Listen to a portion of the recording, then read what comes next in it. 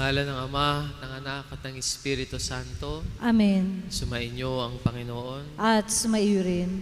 Mga kapatid, upang maging marapat tayong dumulog sa pag ng Panginoon, ating aminin at pagsisihan ng ating mga naging kasalanan. Sinugo kang tagapagpagaling sa mga nagsisisi, Panginoon, kaawaan mo kami. Panginoon, kaawaan mo kami. Dumiting kang tagapaganyayang mga makasalanay magsisi, Kristo, kaawaan mo kami. Kristo, kaawaan mo kami. Nakaluklo ka sa kanan ng Ama para ipamagitan kami, Panginoon, kaawaan mo kami.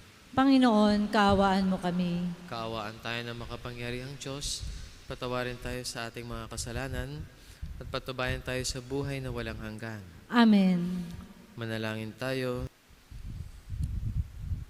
Manaming makapangyarihan, ang banal na katawang sambayanan mo ay iyong binibigyang kagandahan sa pagpapahayag ng pananampalataya ng mga martir mong mahal.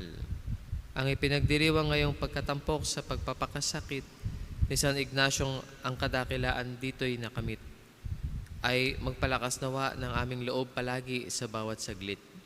Sa pamamagitan ni Jesucristo kasama ng Espiritu Santo, magpasawalang hanggan. Amen. Tayo po ngayon ay nasa bahagi ng liturya ng salita ng Diyos.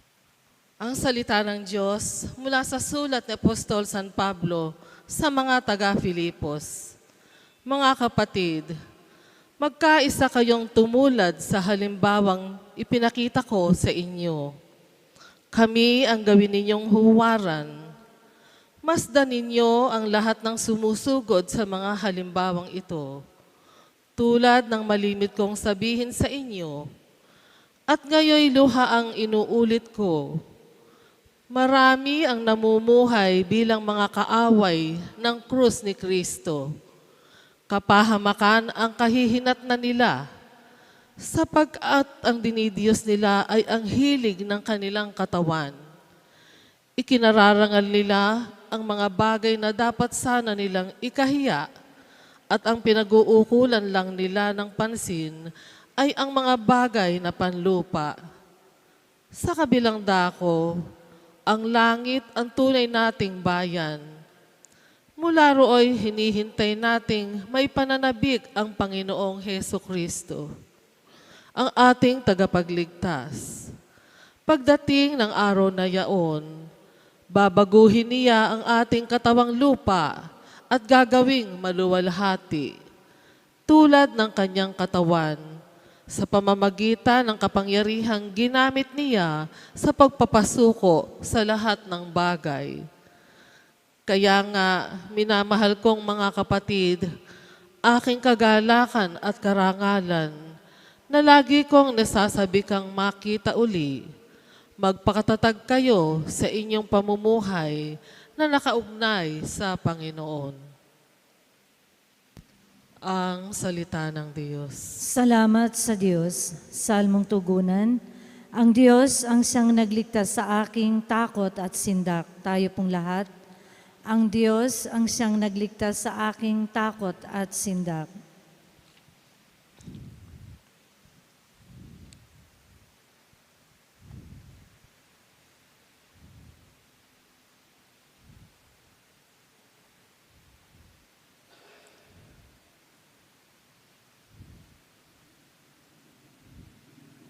Panginoon ay aking laging pupurihin.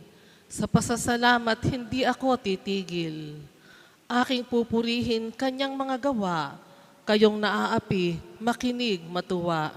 Ang Diyos ang siyang nagligtas sa aking takot at sindak.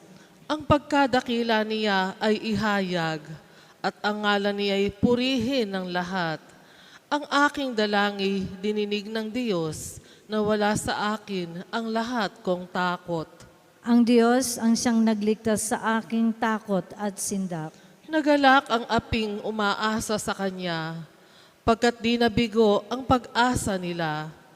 Tumatawag sa Diyos ang walang pag-asa, ako'y iniligtas sa hirap at dusa. Ang Diyos ang siyang nagligtas sa aking takot at sindak.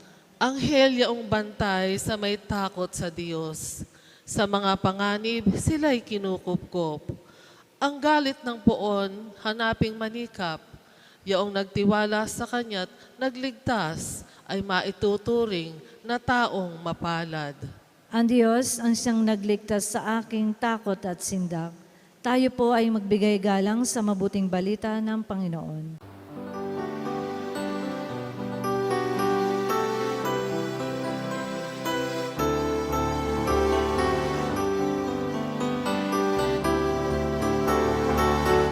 Hallelujah, hallelujah, hallelujah,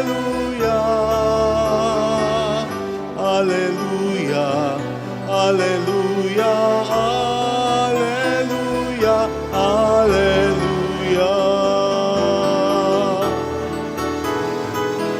Hallelujah, hallelujah, hallelujah. Hallelujah, hallelujah, hallelujah, hallelujah.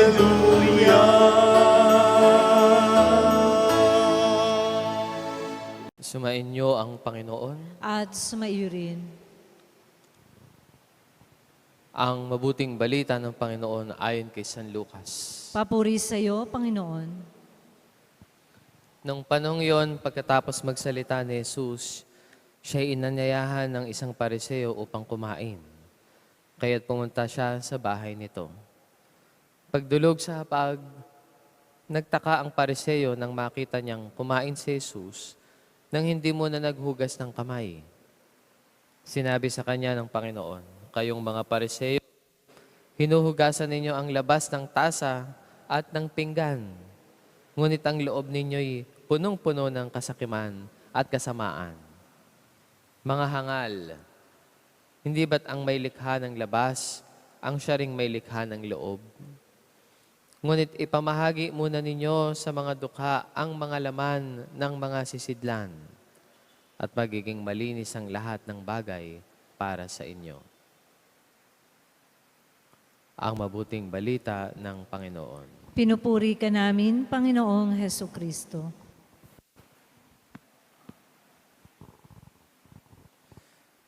Malino naman sa atin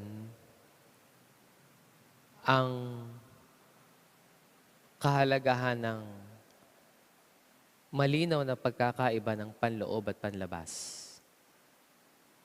Na hindi natin dapat hinuhusgahan ayon sa panlabas, sapagkat ang higit na mahalaga kay Jesus ay yung panloob, na siyang hindi nakikita ng ating mga ordinaryong mata.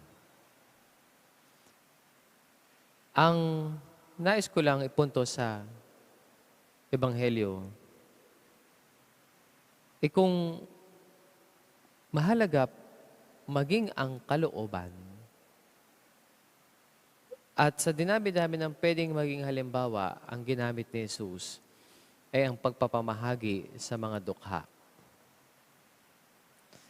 Ang punto lang naman dito ay para ipakita na mas mahalaga yung panloob na hindi nakikita ng mata kaysa yung panlabas na binibigyang importansya ng mga pariseo. Pero kung pag-uusapan ng panloob, bakit hindi na lang yung pagdarasal ng mag-isa? O kaya ay yung pag-aayun at pagsasakripisyo ng mag-isa? O di kaya ay pagpapakadalubhasa sa kasulatan? Sapagkat maraming namang paraan kung paano makagagawa ng kabutihan o makasusunod sa kalooban ng Diyos. Pero ang binanggit ni Jesus, pagpapamahagi sa mga dukha. Mukhang yun yata ang kanyang batayan ng pagkakaroon ng malinis na kalooban. Hindi pagdarasal, hindi pagpapakadalubhasa sa pananampalataya, hindi ang pagsasakripisyo at pagtitika, kundi pagkakawang gawa sa mga dukha. Kung ating pong pagninilayang mabuting, ito ay magdadala sa atin sa katotohanang hindi lang sarili o para sa sarili ang buhay natin sa mundong ito. Tayo ay nabubuhay kasama ng kapwa natin, kasama ng komunidad. Hindi tayo nag-iisa at walang taong nag-iisa. Kahit nasa gitna pa siya ng isla at mag-isa siya, kailangan niya ng kanyang kapwa para maging normal ang buhay niya. Kaya kung pagkakawang gawa sa mga dukha, ang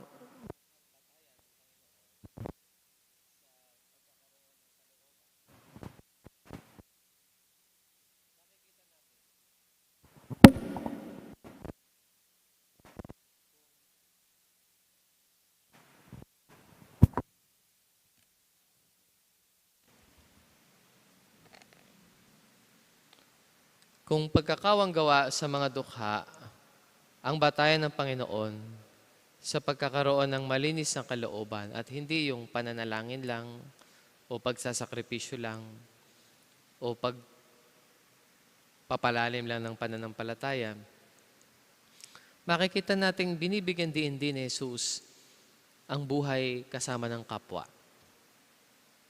Kasi yung pagdarasal, pwede natin gawing mag-isa.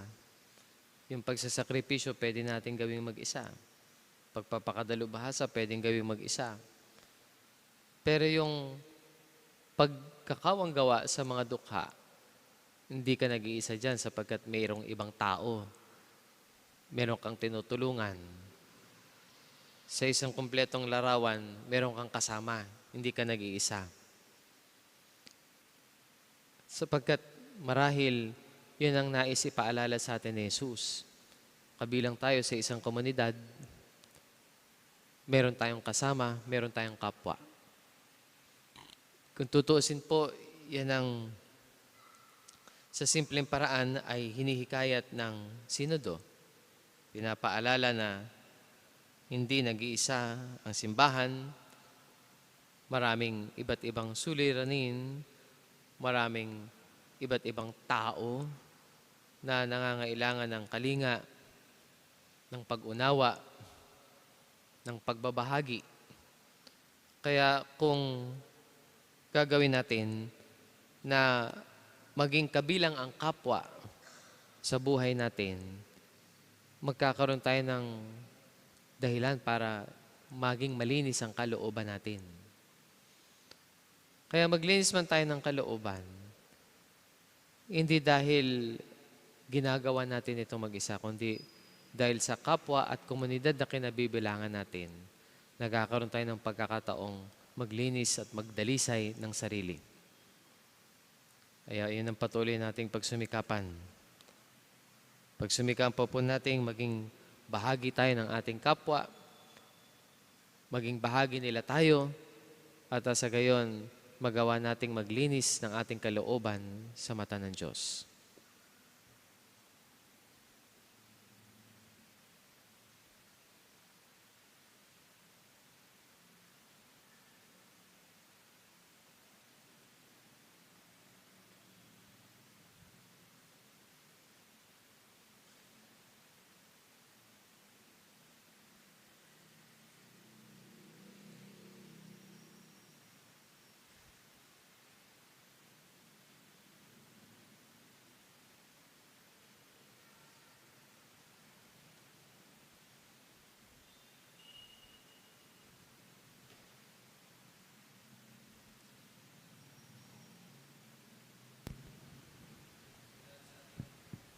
Mulat sa ating pagiging hindi karapat-dapat, itinataas natin ang ating isip at puso sa Diyos at ilalahad natin sa Kanya ang ating mga pangangailangan.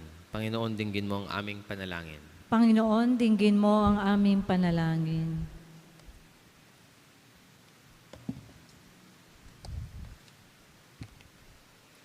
Ang simbahan, lalo na ang kanyang mga pinuno, naway isa puso ang gawain ng pagbabago at pagbabalik loob.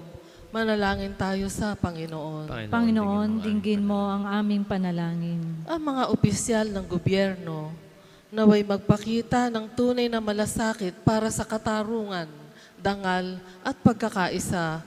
Manalangin tayo sa Panginoon. Panginoon, dinggin mo ang aming panalangin. Ang mga nagtatrabaho sa media, naway akayin ang mga tao sa katotohanan at isulong ang pinahahalagahan ng Ebanghelyo. Manalangin tayo sa Panginoon. Panginoon, dinggin mo ang aming panalangin. Ang mga may sakit, naway makatagpo ng pag-asa, kagalingan, lakas at kasiyahan. Manalangin tayo sa Panginoon. Panginoon, dinggin mo ang aming panalangin. Ang mga tapat na yumao, naway bigyang gantimpala ng Panginoon sa kanilang tapat na paglilingkod ng walang hanggang kaligayahan. Manalangin tayo sa Panginoon. Panginoon, dinggin mo ang aming panalangin.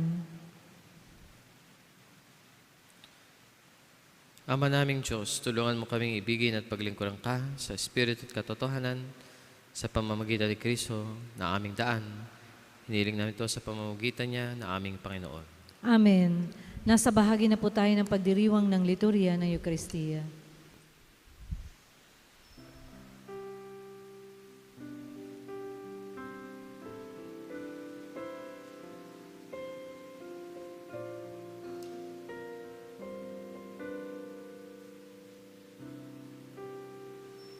Tanggapin alay na ito, mga biyayang nagmula sa pagpapala mo.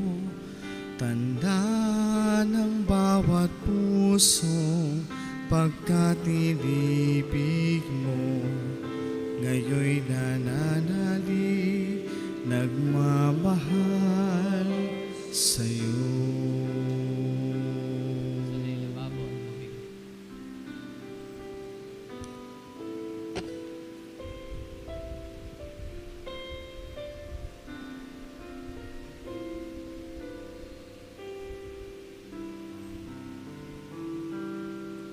Manalangin kayo mga kapatid ng tayo't ang mga alay na ito ay kalugdan ng Diyos amang makapangyarihan. Tanggapin nawa ng Panginoon itong paghahain sa iyong mga kamay, sa kapurihan niya at karangalan, sa ating kapakinabangan at sa buong sambayanan niyang banal. Ama naming lumikha, kalugdan mo ang aming paghahain ng tapat na pagsamba sa iyo na tumanggap kay San Ignacio bilang trigo ni Kristo at tinapay na dalisay sa pagtitiis niyang maging martir mo. Sa pamamagitan ni Hesus Kristo kasama ng Espiritu Santo, magpasa walang hanggan. Amen. Sumainyo ang Panginoon. At sumaiyo rin. Itaas sa Diyos ang inyong puso at diwa. Tinaas na namin sa Panginoon. Pasalamatan natin ang Panginoong ating Diyos. Marapat na siya ay pasalamatan. Ama naming makapangyarihan, tunay ngang marapat ay kay aming pasalamatan. Ngayong aming kagalakan na si San Ignacio ng Antioquia ay parangalan. Siya kapanalig naming may paninindigan na ikaipahayoy kahit siya'y mamatay, sapagkat minarapat mong kanyang matularan ng iyong anak na naghain ng sariling buhay. Tulad na naganap sa iyong anak, ang dugo ng mga martir ay dumanak, hindi dahil sa katatagang likas, kundi dahil sa iyong bigay na lakas. Kaya kaisa ng mga anghel na nagsisiawit ng papuri sa iyo, nang walang humpay sa kalangitan, kami ay nagbubunyi sa iyong kadakilaan. Santo, Santo, Santo, Panginoong Diyos ng mga hukbo, napupuno ang langit at lupa ng kadakilaan mo, o sana sa kaitaasan. Pinagpala ang naparirito sa ngalan ng Panginoon, o sana sa kaitaasan. Ama naming banal, ikaw ang bukalan tanang kabanalan. Kaya't sa pamamagitan ng Espiritu gayong banal ang mga kaloob na ito, upang para sa amin ay maging katawan at dugo ng aming Panginoong Hesukristo. Bago niya pinagtiis ang kusang loob na maging handog, hinawakan niya ang tinapay. Pinasalamatan kanya, pinaghati-hati niya yon. Iniabot sa kanyang mga alagad at sinabi, tanggapin ninyong lahat ito at kanin. Ito ang aking katawan na ihahandog para sa inyo.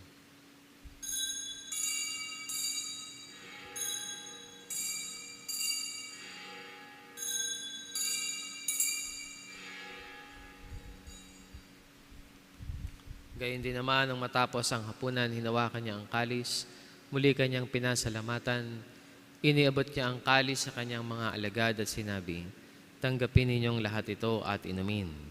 Ito ang kalis ng aking dugo ng bago at walang hanggang tipan. Ang aking dugo na ibubuhos para sa inyo at para sa lahat sa ikapagpapatawad ng mga kasalanan. Gawin ninyo ito sa pag-alala sa akin.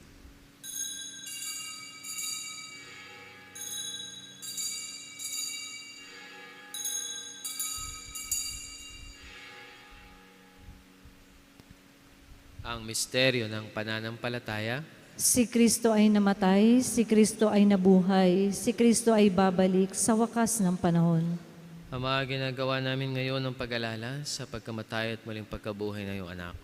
Kaya tinaalay namin sa iyo ang tinapay ng buhay at ang kalis ng kaligtasan. Kami ay nagpapasalamat dahil kami minarapat mong tumayo sa harap mo para maglingkod sa iyo. Isinasama namin na kaming magsasalo-salo sa katawan at dugo ni Kristo ay mabuklod sa pagkakaisa sa pamamagitan ng Espiritu Santo. Ni Dennis na aming obispo at ng Tanang Kaparian. Alalahanin mo ang mga kapatid naming nahimlayan may pag-asa na sila ay muling mabubuhay. Ganyan din lahat ng mga pumanaw. Kaawaan mo sila at patuloyin sa iyong kaliwanagan. Kaawaan mo at pagindapatin kaming lahat na makasalo sa iyong buhay na walang wakas. Kaisa ng mahal na Birheng Maria na ina ng Diyos, ng kanyang kabiyak ng pusong si San Jose, kaisa ng mga apostol at ng lahat ng mga banal na namuhay dito sa daigdig ng kalugod-lugod sa iyo. May pagdiwang nawa namin ang pagpupuri sa ikararangal mo sa pamamagitan ng iyong anak na aming Panginoong Hesukristo. Sa pamamagitan ni Kristo kasama niya at sa Kanya, ang lahat ng parangal at papuri ay sa iyo, Diyos Ama makapangyarihan, kasama ng Espiritu Santo, magpasa walang hanggan. Amen. Tumawag tayo sa ating Ama sa Langit, sa panalangin na itinuro ni Jesus sa atin.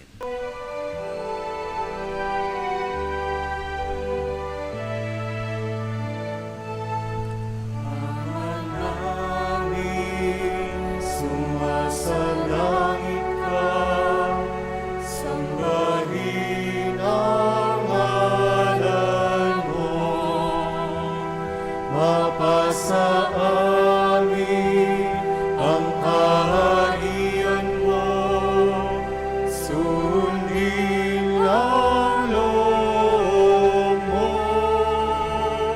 Dito sa lupa, parang sa langit, bigyan mo po kami ngayon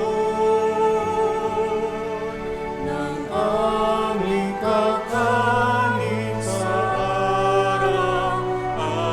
araw-araw at pagnawarin mo kami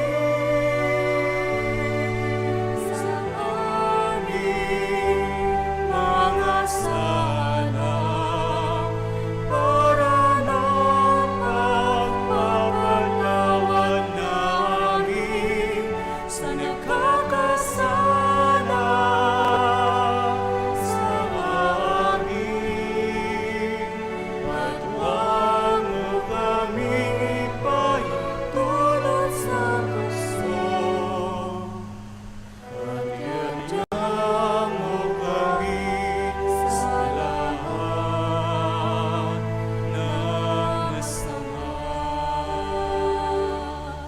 Hinihiling namin kami adya sa lahat ng masama, pagkalooban ng kapayapaan araw-araw, iligtas sa kasalanan at ilayo sa lahat ng kapahamakan. Habang inihintay ang dakilang araw ng pagpapahayag ng tagapagligtas naming si Jesucristo. Sapagkat iyo ang kaharian at ang kapangyarihan at ang kapurihan magpakailanman. Amen. Panginoong Jesus, sinabi mo sa iyong mga apostol, kapayapaan ang iniiwan ko sa inyo. Ang aking kapayapaan ang ibinibigay ko sa inyo.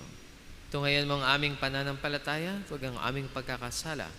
Pagkalooban mo kami ng kapayapaan at pagkakaisa ayon sa iyong kalooban. Kasama ng Espiritu Santo magpasawalang hanggan. Amen. Ang kapayapaan ng Panginoon ay laging sumainyo. At sumaiyo rin. Bahagi po sa bawat isa ang kapayapaan.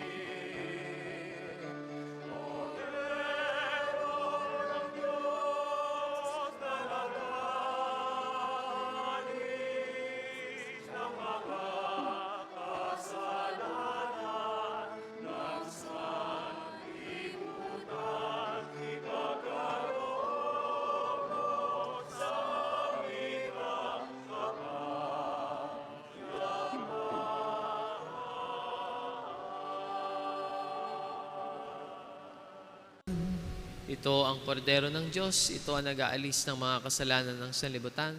Mapalad tayong tatanggap at nananalig sa Kanya. Panginoon, di ako karapat-dapat na magpatuloy sa iyo, ngunit sa isang salita mo lamang ay gagaling na ako.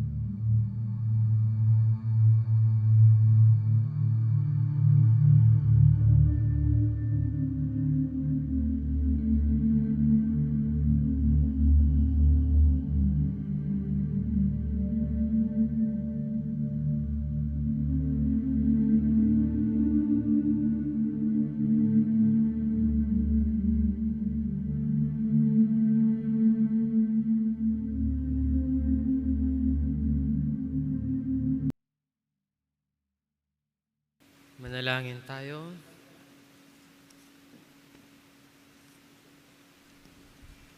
Ama naming mapagmahal, kaming nakinabang sa tinapay mong bigay ngayong kapanganakan ni San Ignacio sa kalangitan. ay magkamit nawa ng iyong lakas para maging Kristiyano sa turing at gawain. Sa pamamagitan ni Hesukristo kasama ng Espiritu Santo, magpasawalang hanggan. Amen. Sumainyo ang Panginoon. At sumayo rin. Palain kayo at ingatan ng mahabagin nating Diyos, Ama at Anak at Espiritu Santo. Amen. Umayo kayong taglay ang kapayapaan ni Kristo. Salamat sa Diyos.